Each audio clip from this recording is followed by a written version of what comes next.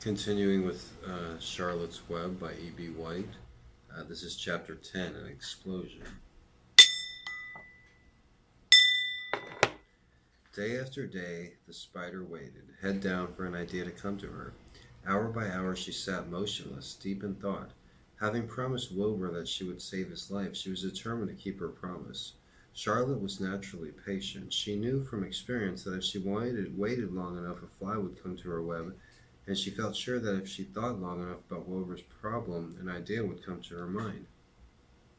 Finally, one morning toward the middle of July, the idea came. Why, how perfectly simple, she said to herself. The way to save Wilbur's life is to play a trick on Zuckerman. If I can fool a bug, thought Charlotte, I can surely fool a man. People are not as smart as bugs. Wilbur walked into his yard just at that moment. What are you thinking about, Charlotte? He asked. I was just thinking, said the spider, that people are very gullible. What does gullible mean? Easy to fool, said Charlotte. That's a mercy, replied Wilbur, and he lay down in the shade of his fence and went fast asleep. The spider, however, stayed wide awake, gazing affectionately at him and making plans for his future. Summer was half gone. She knew she didn't have much time. That morning, just as Wilbur fell asleep, Avery Abel wandered into the Zuckerman's front yard, followed by Fern. Avery carried a live frog in his hand. Fern had a crown of daisies in her hair. The children ran for the kitchen. Just in time for a piece of blueberry pie, said Mrs. Zuckerman. Look at my frog, said Avery, placing the frog on the drain board and holding out his hand for pie.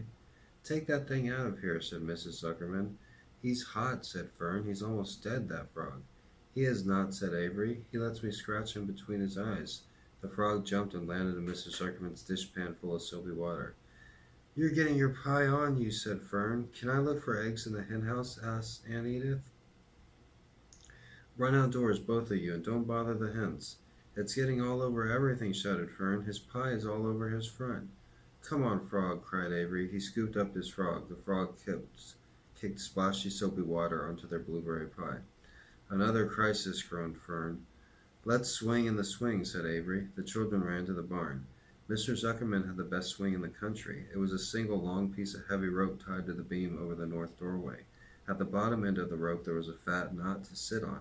It was arranged so that you could swing without being pushed. You climbed a ladder to the hayloft. Then, holding the rope, you stood at the edge and looked down and were scared and dizzy.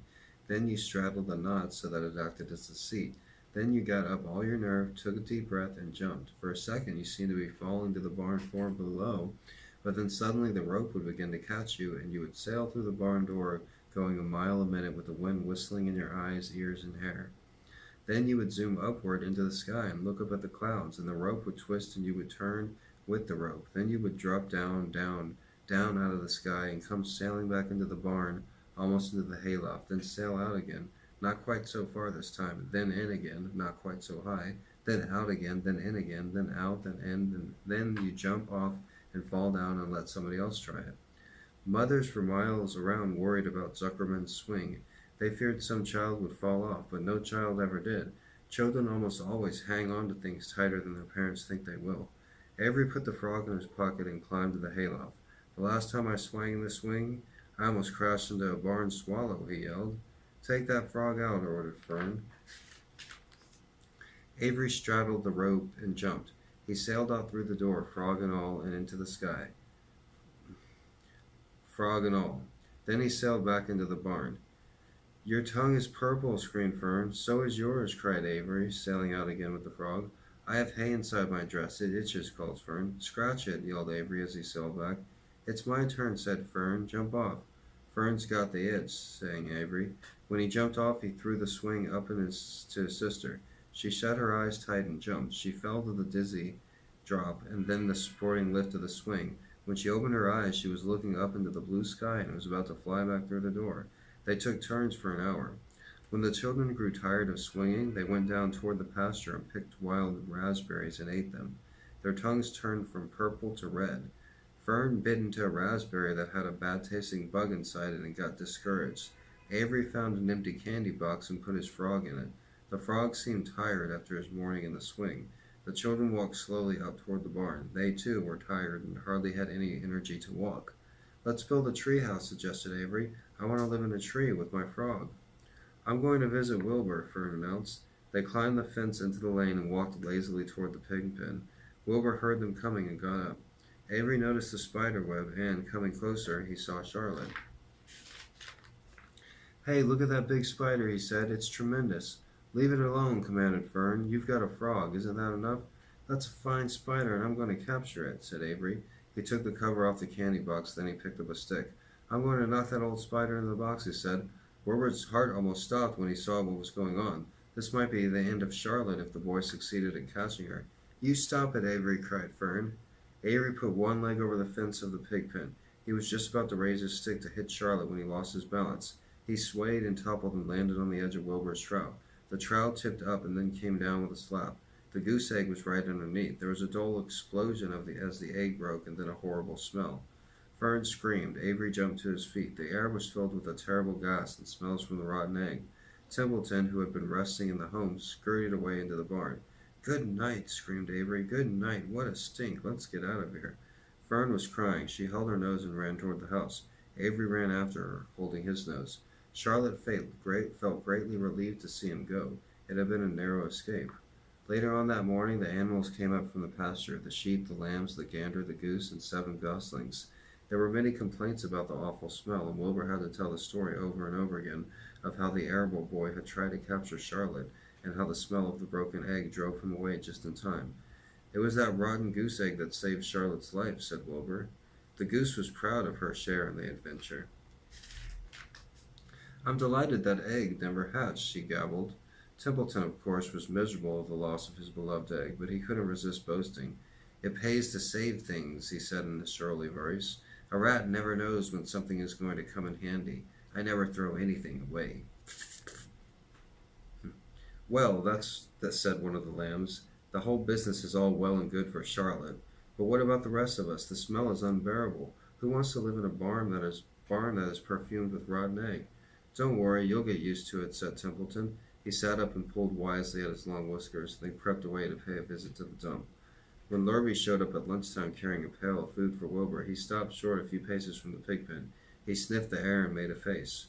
What in thunder, he said, setting the pail down. He picked up the stick that Avery had dropped and pried through the trout. Rats, he said. Phew, I might think a rat would make a nest into this trout. How I hate a rat. And Lorry dragged Wilbur's trout across the yard and kicked some dirt into the rat's nest, burying the broken egg and all Templeton's other possessions. Then he picked up the pail. Wilbur stood in the trout, drooling with hunger. Lurvy powered. The slops ran creamily down around the pig's eyes and ears. Wilbur grunted. He gulped and sucked and gulped, making swishing and swooshing noises, anxious to get everything at once. It was a delicious meal. Skim milk, wheat middlings, leftover pancakes, half a donut, the rind of a summer squash, 2 pieces of stale toast, a third of ginger snap, a fish tail, 1 orange peel, several noodles from a noodle soup, the scum off of a cup of cocoa, an ancient jelly roll, a strip of paper from lining from the garbage pail, and a spoonful of raspberry jello. Wilbur ate heartily. He planned to leave half a noodle and a few drops of milk for Templeton. Then he remembered that the rat had been useful in saving Charlotte's life, and that Charlotte was trying to save his life, so he left a whole noodle instead of a half. Now that the broken egg was buried, the air cleared and the barn smelled good again. The afternoon passed and evening came. Shadows lengthened. The cool and kindly breath of evening entered through the doors and windows. Astride her web, Charlotte sat moodily eating a horsefly and thinking about the future. After a while, she bestirred herself. She descended to the center of the web, and there she began to cut some of her lines. She worked slowly but steadily while the other creatures drowsed. None of the others, not even the goose, noticed that she was at work, deep in his soft bed. Wilbur snoozed. Over in their favorite corner, the goslings whistled a night song. Charlotte tore quite a section out of her web, leaving an open space in the middle. Then she started weaving something to take the place of the thread she had removed. When Templeton got back from the dump around midnight, the spider was still at work. So that was chapter 10 of Charlotte's Web. If you enjoyed my reading, click the thumbs up button, hit the subscribe button, and leave your comments down below. If you have any suggestions or if you would like me to read anything, go and let me know. Thanks for watching.